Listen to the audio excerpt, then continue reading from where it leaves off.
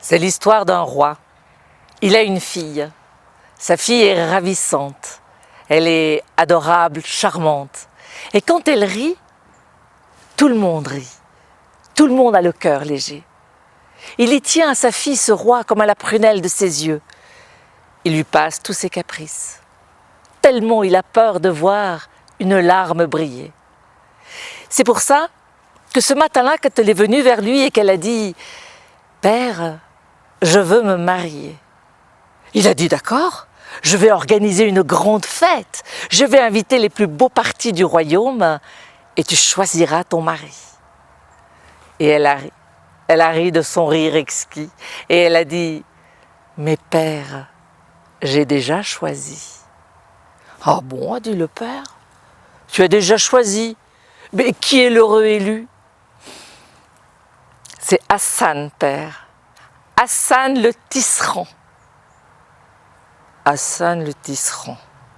Le tisserand, le tisserand, le... Mais je ne connais pas ce nom. De quel royaume vient-il? Et de nouveau, elle a ri. Elle a pris son père par la main et elle l'a emmené sur le petit balcon qui surplombe la place. Elle a dit « Regarde, père, la boutique là, celle qui fait le coin, c'est la boutique d'Hassan. Il est tisserand. Et la somptueuse veste de brocart que tu portes, c'est lui qui l'a faite. Et les tapis de soie et de laine qui couvrent nos sols, c'est lui qui les a tissés. Et elle continue à vanter les mérites d'Hassan. Mais le père, lui, n'entend plus. Dans son cerveau, il y a un arrêt sur le mot tisserand. Son futur gendre, tisserand. Un homme du peuple, Et la princesse, elle voit bien que le père, il est plus présent. Elle s'inquiète, elle l'appelle, elle lui dit « Mais père, qu'est-ce qui vous arrive? Vous êtes malade ?» Et lui, il l'entend et il voit briller quelques larmes dans ses yeux. Alors il se ressaisit et il lui dit « Non ma fille, tout va bien, je vais organiser cette fête. » Et il court vers son conseiller et il lui raconte « Sa fille veut épouser un homme du peuple. » Oh mon Dieu!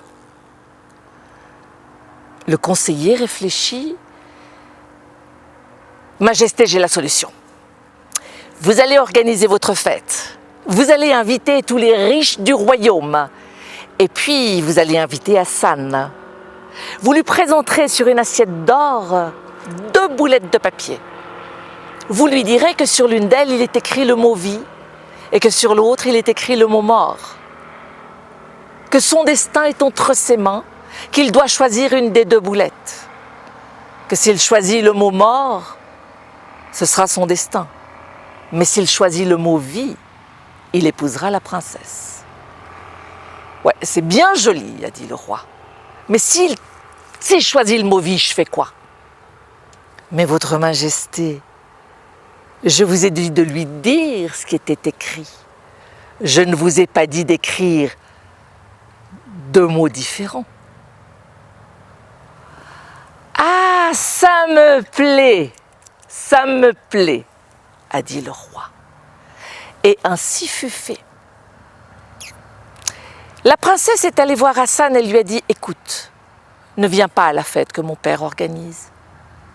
J'ai peur qu'il te tende un piège. » Mais Hassan lui a dit « Ne t'inquiète pas. » Et le jour de la fête, tous les riches du royaume étaient là. Hassan est arrivé. Il était superbe.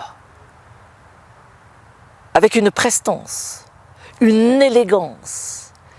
Il est arrivé parmi la foule. Il avait l'air plus prince que tous les princes. Le roi lui a tendu l'assiette d'or, lui a dit ce que le conseiller lui avait dit de dire. Toute la foule a arrêté de respirer. Hassan a regardé les 2 boulettes. Sans hésiter, il en a pris une. Il l'a avalée. Le roi est venu rouge, il a dit « Mais enfin Hassan, comment vais-je savoir laquelle tu as choisi ?» Mais votre majesté, il suffit de lire ce qu'il y a sur la deuxième boule. Et il a déplié et tout le monde a vu le mot « mort ». Alors la foule a applaudi, a dit « Waouh, vive Hassan! Vive le futur prince! Vive les mariés !» Comme le roi, il avait fait une promesse devant tant de beau monde, il n'a pas pu revenir en arrière et Hassan a épousé la princesse. Le roi, lui, a renvoyé son conseiller et il a nommé Hassan à sa place.